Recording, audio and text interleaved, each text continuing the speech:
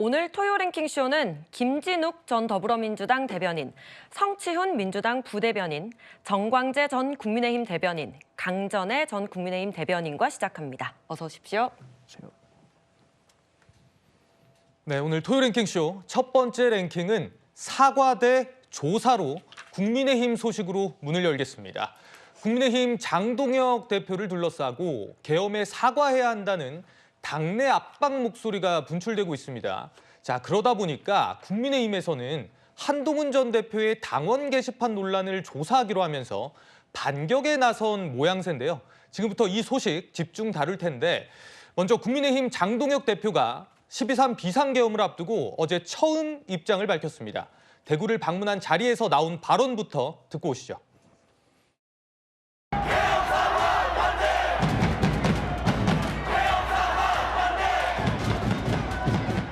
민주당의 의회 폭거와 국정 방해가 계엄을 불러왔습니다.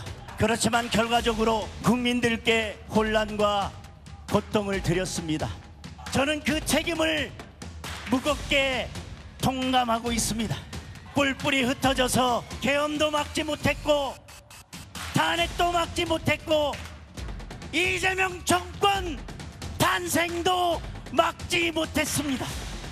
여전히 흩어져서 이재명 독재를 막지 못하고 있습니다. 영장의 기각 발부 여부에 따라서 여러 가지 상황 변화도 올 것입니다. 그리고 지금 우리가 맞이하고 있는 여러 상황들, 그리고 대여 투쟁의 여러 일정들, 모든 것들을 감안하면서 여러 고민들을 하고 있습니다.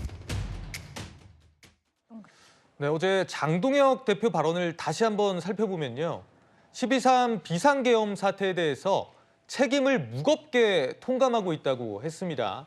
자, 그러면서 민주당의 의회 폭거와 국정방해가 계엄을 불러왔지만 많은 국민께 혼란과 고통을 드렸다 하면서 좀 민주당의 실정을 집중적으로 부각한 듯한 모양새였는데요. 정광재 전 대변인. 예. 자, 그러다 보니까 좀 직접적인 사과는 빠져 있는 것 아니냐 이런 지적이 나오는 것 같아요. 제가 지난 4월 4일에 탄핵이 인용된 날 이후에 4월 5일에 당시는 국민의힘 대변인이었습니다. 예. 공식 논평을 통해서 계엄과 관련한 또 탄핵과 관련한 부분에 대해서 처음으로 이 공식 입장으로 사과의 논평을 썼었습니다. 근데 지금 장동혁 대표가 한 발언을 종합해 보면 당시에 했었던 것보다 한 발짝도 나가지 못하고 오히려 조금 후퇴한 측면도 있는 것 후퇴했다. 같아서 이 원론적으로 우리 당이 갖고 있었던, 그러니까 지도부가 갖고 있었던 생각을 말씀하신 거라고 생각합니다만 저는 12월 3일을 계기로 나온 마지막 메시지일 거라고 생각하지는 않습니다. 예. 그러니까 윤석열 전 대통령과의 관계 설정이라든가 계엄과 관련한 것들에 대해서 뭐 민주당과 관련한 여러 문제점을 지적했지만 결국에는 더 많은 책임을 어디가 지고 있는 부분인가, 이 부분에 대해서는 조금 더 전향적인 메시지가 나왔어야 하는 거 아닌가, 또는 나오지 않을까 기대를 하고 있습니다. 실제 원내에서는 여러 움직임들이 있는 것으로 전해지고 있잖아요. 예. 수장파 의원을 중심으로 계엄과 또 윤석열 전 대통령과 관련해서 어떤 식으로든 강도 높은 사과를 해야 한다는 목소리가 있는데 지금까지 나온 장동혁 대표의 메시지는 그 기대에는 좀 미치지 못한 것 아닌가라고 평가해 봅니다. 네, 장동혁 대표의 메시지가 좀 기대에 미치지 못했다는 평론을 해주셨는데요. 민주당에서는 장동혁 대표의 어제 발언에 대해서 바로 공세에 나선 모양새입니다. 박경미 민주당 대변인이요. 국민의힘은 반성이 아니라 선전포고를 선택했다 이렇게 비판을 했거든요. 김진욱 전 대변인. 지금 장 대표의 발언 어떻게 들으셨어요? 장 대표가 지금 민주당에게 사과하는 것이 아니라 국민에게 사과한다라고 얘기했는데 도대체 무엇을 사과하고 있는 것이죠? 계엄에 대해서 사과를 제대로 했습니까? 아니면은 윤석열 전 대통령의 탄핵에 대해서 제대로 사과했습니까? 오히려 그 반대로 윤석열 전 대통령을 면회를 가고 윤 어게인을 주장하시는 분들과 무조건적인 통합, 이런 부분들을 외치고 있는 거 아닙니까? 그렇다면 지금 국민들께서 과연 국민의힘이 계엄의 강을 건널 생각이 있는 것이냐라고 묻지 않을 수 없다라고 보고요.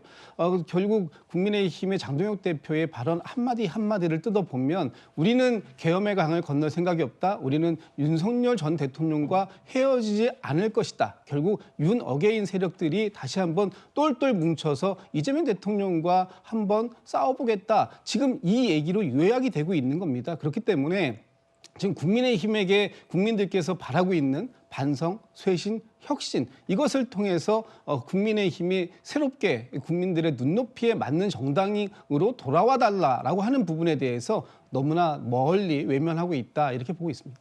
네. 이렇게 비상계엄 사태에 관해서 당이 사과해야 한다는 요구가 커지는 가운데 장동혁 대표를 향해서 당내 소장파 의원들의 압박이 거세지고 있습니다. 목소리 듣고 오시죠.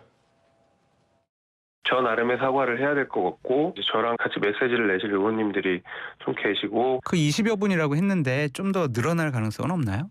늘어날 가능성도 매우 있다고 생각합니다. 사과는 민주당이 아니라 국민께 하는 겁니다. 사과할까 말까 우리는 사과할 필요 없어 이렇게 논쟁하는 과정을 사과 받을 사람이 보잖아요. 그럼 나중에 사과도 받아주겠습니까?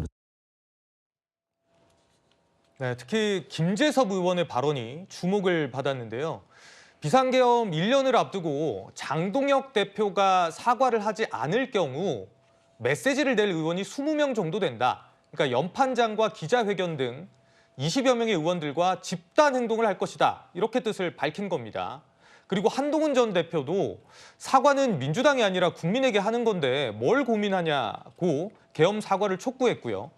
자, 이런 가운데 이명박 전 대통령도 한 중진 의원을 통해서 과거와 절연이 필수적이다. 이렇게 장동혁 대표에게 전달한 것으로 알려지고 있습니다.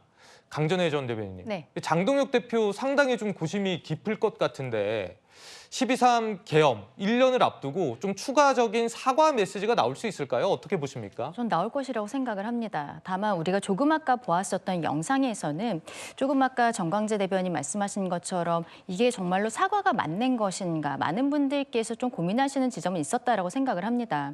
다만 여기에 있어서는 계엄과 탄핵에 대해서 사과를 하면서도 과거 윤석열 전 대통령이 탄핵 심판에 있어서 파면 결정을 받았을 때 헌법재판소에서도 그 결정문 안에 민주당의 폭주에 대해서 분명히 짚은 부분들이 있었거든요. 예. 그런데 지금까지도 민주당에서는 본인들의 과거의 폭주에 대해서 전혀 사과하지 않고 있습니다.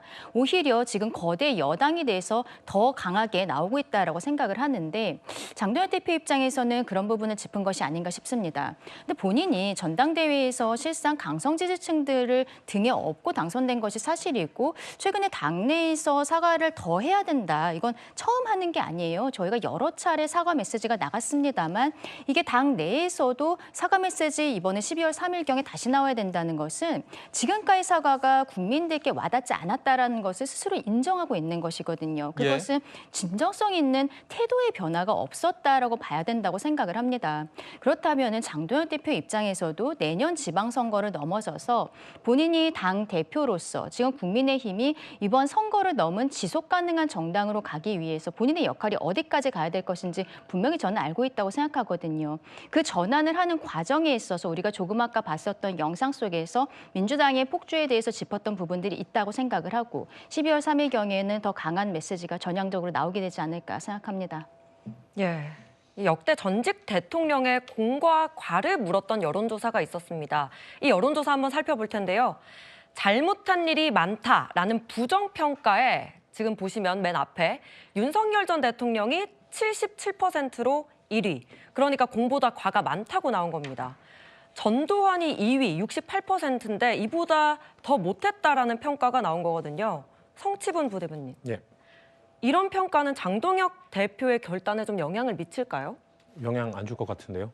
왜냐하면 저는 저 수치가 별로 그렇게 놀라운 수치가 아니라는 생각이 들고요. 네. 윤석열 정부에 대한 평가, 잘못한 일이 더 많다라고 평가하는 국민이 압도적 다수일 거라는 걸 예측 못했던 분들이 있을까요? 장동혁 대표는 그럼에도 불구하고 저기 77% 말고 잘했다고 평가한 분들이 12%거든요. 모르겠다 빼고요. 그러니까 예. 12%에 집중하는 정치를 해온 겁니다. 왜냐하면 그 12%에 집중하는 정치를 해왔기 때문에 본인이 당대표까지 선출될 수 있었던 거 아닙니까? 그렇기 때문에 그 당대표 되기 위해 잡은 그 손을 지금 놓지 못하는 겁니다. 만약에 정말 중도층을 향해서 저런 77% 중에서도 뭔가 국민의힘으로 끌어들이기 위한 노력을 하기 위한 정치를 하고자 했다면 네. 전당대회 때 그 12% 그러니까 그 아스팔트 구구의 손을 잡지 못했겠죠. 않았겠죠. 하지만 자기가 당대표 되고 싶은 욕심에 그대로 손을 잡았기 때문에 예. 이제는 앞으로는 그렇게 할 수 없는 겁니다. 저는 100일 취임 100일 때 뭐 혹시 사과의 메시지가 나온다고 한들 그 말을 믿어줄 공감해줄 국민들이 있을까요? 본인은 계속 오른쪽으로 뚜벅뚜벅 걸어가고 있거든요. 오른쪽으로 가면서 나는 중도로 가겠습니다라고 말을 한다고 한들 네. 그걸 믿어줄 국민들은 없을 겁니다. 그렇기 때문에 지금 김재섭 의원이나 이런 분들이 하고자 하는 저는 내용은 알겠으나 그 말을 결국 저렇게 압박을 해서 정동영 대표의 입에서 나온다고 한들 국민의힘에게는 저는 전혀 도움이 되지 않을 거라고 예측합니다.